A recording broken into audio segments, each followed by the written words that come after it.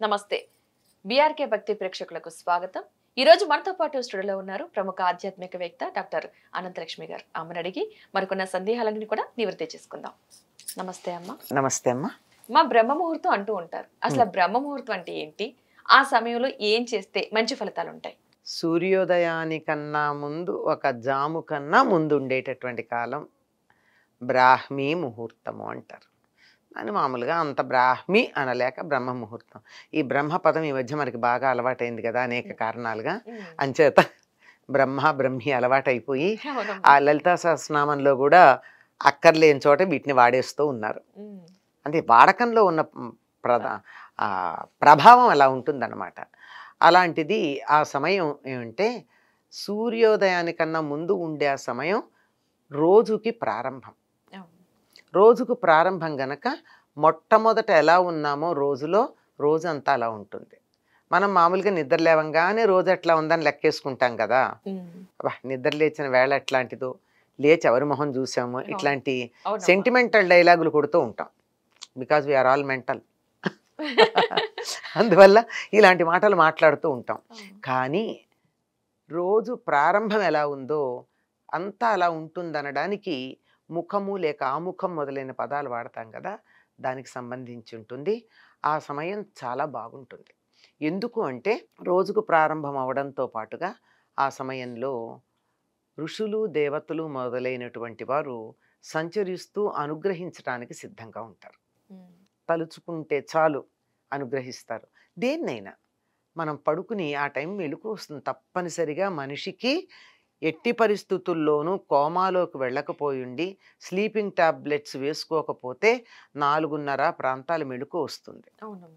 అయితే మనం ఏం చేస్తాం, ఇటు నుంచి అటు తిరిగి దుప్పటి కప్పుకునో తీసో ఏదో చేసి మళ్ళీ పడుకుంటాం. 4-4:30 మధ్య డెఫినెట్లీ వస్తుంది. కొంతమంది లేచి వాష్రూమ్కి వెళ్తారు, లేకపోయినా ఇటు నుంచి అటు తిరుగుతారు, ఏదో ఒకటి చేస్తారు. మెళుకు రాకైతే ఉండదు. కానీ అప్పుడు పడుకుంటే ఎంత బాగుంటుంది. రాత్రి పడుకున్నప్పటికన్నా కూడా ఆ సమయంలో అబ్బా నిద్ర ఇంత హాయిగా ఉంటుందా అని అనిపిస్తుంది అనమాట. అంటే నిద్రే అంత హాయిగా ఉంటే అప్పుడు చేసే పని ఏదైనా ఎంత హాయిగా ఉంటుందో, ఎంత మంచి ప్రభావవంతంగా ఉంటుందో ఆలోచించండి. ఆ సమయంలో లేచి చేయవలసింది ఏమిటంటే హాయిగా ధ్యానం చేసుకోండి, దైవ ధ్యానం చేయండి. ఇప్పుడు మధ్యకాలంలో కొంతమంది దేవుడు ధ్యానము ఇట్లాంటివన్నీ ఏదో ఛాదస్తుల మాటలు అన్నారు. ఛాదస్తులు అనేది చాలా తప్పు పదం. ఛాందస్సులను ఉండాలి. ఛాందస్సులు అంటే వేదాన్ని అనుసరించే వాళ్ళని అర్థం. అదొక తిట్టుగా వాడడం మొదలుపెట్టి, అంటే మంచి మాటల్ని కూడా తిట్టుగా వాడగలిగినటువంటి నేర్పర్లం మనం.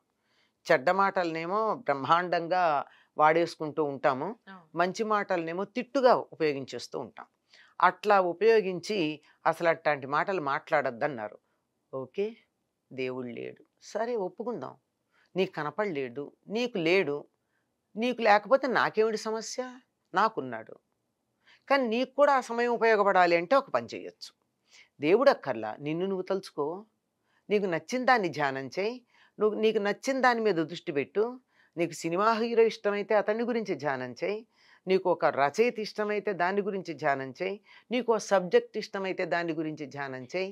నీకు ఏది ఇష్టమైతే, నీకు ఏది నచ్చితే దాని గురించి నువ్వు కొద్దిగా మనసు పెట్టావు అంటే అది పగలు చేసిన దానికన్నా అనేక రెట్ల ఫలితాన్ని ఇస్తుంది. అందుకే పూర్వం మా చిన్నతనంలో చెప్పేవారు, తెల్లారుజామున లేచి చదువుకుంటే గుర్తుంటుంది అని. అంటే వాళ్ళ లెక్క ప్రకారం 4:30కి లేవాలి. అప్పుడు కాదు కానీ సూర్యోదయానికన్నా 5 నిమిషాలు ముందు లేచి మేము ఎవడ తెల్లారుజామున లేచాను తెలుసా అని చెప్తూ ఉంటాం. అంటే ఇతరుల దగ్గర నిజమే, 6 కన్నా ముందు లేచాం కదా, సూర్యుడు ఉదయించడానికన్నా 5 నిమిషాలు ముందు లేచాం కదా, అది చెప్పేసుకునేవాళ్ళం. అంటే తెల్లవారుజామన్న పదం వాడాం గనక అదే బ్రాహ్మీ ముహూర్తము. ఆ సమయానికి అన్నదప్పటికి మనకి తెలిసి ఉంటే అప్పుడు ఈ పాటికి ఎలా ఉండేవాళ్ళం. చిన్నతనంలో మనకి ఎవరైనా ఆ మాట చెప్పి మీరు 4:30కి లేచి మీకు అర్థం కాని సబ్జెక్ట్ చదవండి, జీవితంలో మర్చిపోరు అని ఎవరన్నా చెప్పుంటే ఎంత బాగుండేది. చెప్పలా.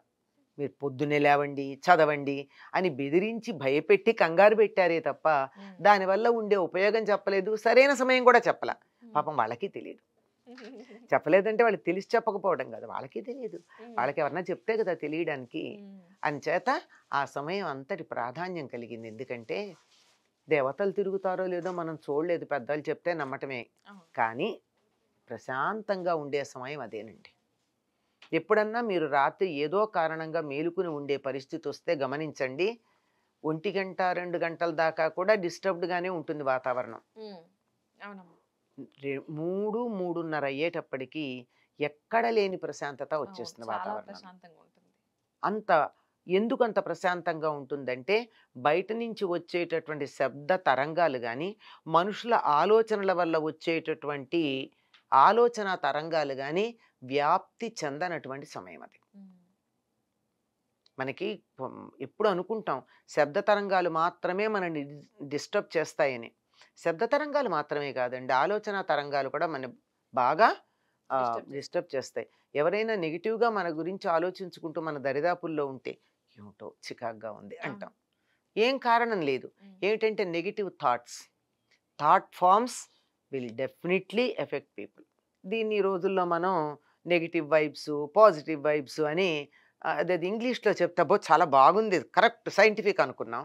మనం అంతకుముందు తెలుగులోనో సంస్కృతంలోనో చెబితే చాదస్తమని పక్కన పెట్టాం, అంతే తేడా. ఎప్పుడో చెప్పారు అది. ఆ సమయంలో ఎటువంటి ఆలోచన తరంగాలు కానీ శబ్ద తరంగాలు కానీ ఎక్కువగా ఉండవు గనక అంతరిక్షం నుంచి మనకి వచ్చేటటువంటి ఆధ్యాత్మిక తరంగాలు మన దగ్గరికి చేరడానికి అనుకూలమైనటువంటి కాలం. అందువల్ల ఆ సమయంలో ధ్యానం చేసుకుంటే మంచిది. వెంటనే చాలామంది ఇట్లాంటి వినంగానే మాకేదో త్వరగా ప్రయోజనం జరిగిపోవాలి అని చెప్పి ఆబ అంటారే, అత్యాశ, దురాశ, యావరిష్నెస్ అంటారు. దాంతో 2:30కే లేచి స్నానాలు చేసేసి కూర్చుంటున్నారు. అలాంటివి ఏం చెయ్యక్కర్లా. నదుల్లో వాటిల్లో స్నానాలు చేయాలంటే 4 దాటాక కానీ చేయకూడదు, 4, 4:30 అయితే కానీ. అంత అర్ధరాత్రి చేయకూడదు. మన ఇళ్లల్లో కూడా మరి 3ంటికి 4ంటికి స్నానాలు చేయమని ఎక్కడా చెప్పాల. సూర్యోదయానికన్నా ముందు చేయమన్నారు అంతే. 5, 5:30 అప్పుడు చేస్తే పర్వాలా. మరీ 2, 2:30కి రాక్షసుల్లాగా అప్పుడు స్నానం చేయడం ఏమిటి? ఇవి ఈ మధ్య విన్నామమ్మా, కొంతమంది అట్లా కూడా చేస్తున్నారట. బ్రాహ్మీ ముహూర్తం మంచిదని చెప్పారండి ఎవరో, మాకు ఆ టైంలో చేస్తే మంచిదన్నారు కనుక మేము 2ంటికే లేచి స్నానం చేసేసి, మనకి 2ంటికి ఇంకా క్రితం రోజు రాత్రే, మనకి తెల్లవార్ల, అది నిన్నటి స్నానం అవుతుంది 2ంటికి చేస్తే. 3, 3:30 అయితే తప్ప బ్రాహ్మీ ముహూర్తం అయ్యే వరకు మనకి క్రితం రోజు కిందే లెక్క. అంచేత అది నిన్నటి స్నానం, ఇవాళ స్నానం కాదు, అది మనం పాచే. అంచేత 4 అయితే కానీ మనం స్నానం చేస్తే అది పనికిరాదు కనుక అట్లా చెయ్యొద్దు. ధ్యానం చేయమన్నారు కానీ పూజ చేయమని చెప్పలేదే. లేవండి, ధ్యానం చేయడానికి కళ్ళు మూసుకొని మీకు నచ్చినటువంటి దేవుడి మంత్రాన్ని జపించుకోవడానికి కానీ, అంటే గట్టిగా గొంతెత్తి కాదు, మీ లోపల లేదా మీకు నచ్చిన దైవాన్ని కానీ, గురువుని కానీ, మీకు ఇష్టమైన వ్యక్తిని కానీ, మీకు ఇష్టమైన భావనని కానీ, ఏది లేకపోతే నన్ను నేను కానీ తలుచుకుంటూ కళ్ళు మూసు కూర్చుంటే చూడండి 40 రోజుల్లో ఎటువంటి మార్పు వస్తుందో. అంత శక్తివంతమైనటువంటి సమయం అది.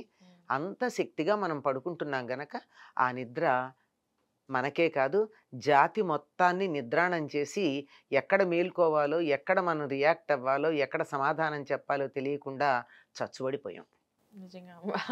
నిజంగా బ్రహ్మముహూర్తం అనేసరికి మీరన్నట్టు తెల్లవారుజామున అంటున్నారు కాబట్టి 3 గంటలకు ముందే లేచి చేసే వాళ్ళు కూడా నిజంగానే ఉన్నారు. కానీ ఈ బ్రహ్మముహూర్తం అన్నది మీరు చెప్పారు చూడండి, 4, 4:30 తర్వాత అన్నటికి నిజంగా అది లేవడం వల్ల చదువుకునే విద్యార్థులకి చాలా బాగుంటుంది. చదువుకోవచ్చు, చదువుకోవడానికి బాగుంటుంది. స్నానాధికాలన్నీ తర్వాత చేసుకోండి అంతే. మంచి అంటే లేకపోతే కంగారు పడిపోయి 3ంటికే స్నానాలు చేసేటటువంటి వాళ్ళు కనపడుతున్నారు ఈ మధ్య. మరీ ముఖ్యంగా ఆడవాళ్ళేనమ్మా, మగవాళ్ళు చేయరు, వాళ్ళు బాగానే ఉన్నారు. ఈ పిచ్చి ఈ వ్యవహారం అంతా ఆడవాళ్లలోనే కనపడుతోంది. అంటే సత్యం మాట్లాడాలి, వాళ్ళు వీళ్ళని కాదు, సత్యమే. కాస్త తొందరగా అయిపోతాయి అనుకుంటారు, అందుకే చేసేస్తూ ఉంటారేమో. తొందరగా అయిపోవడం కాదు, పుణ్యం వచ్చేస్తుంది. సంబంధం లేకుండా పుణ్యం రావాలి మాకు, అంతే కదా. అది మరి బరువెక్కిపోతుంది, పుణ్యం బరువెక్కువ అవటల్లా రోజు చేస్తే ఎక్కువ అయిపోతుందేమో. ఓకేనమ్మా, మీ విలువైన సమయాన్ని కేటాయించి మా స్టూడియోకి వచ్చి అసలు బ్రహ్మముహూర్తం అంటే ఏంటి, ఎలాంటి నియమాలు పాటించాలో మంచి విషయాలు తెలియజేసినందుకు ధన్యవాదాలమ్మా. నమస్తే అమ్మా.